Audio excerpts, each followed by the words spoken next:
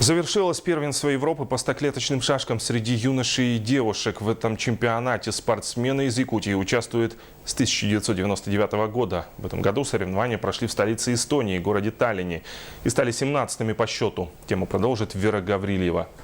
В первенстве Европы по стоклеточным шашкам среди юношей и девушек приняли участие 236 спортсменов из 14 стран Европы.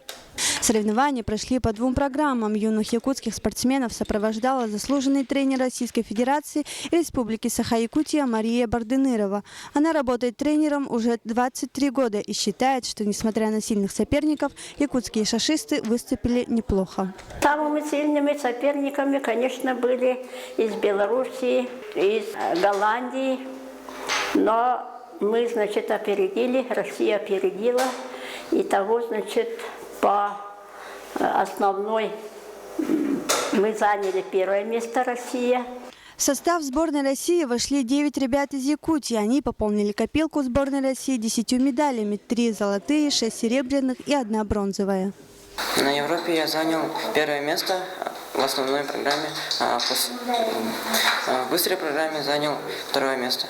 В дальнейшем я собираюсь играть в шашки и стать более сильным.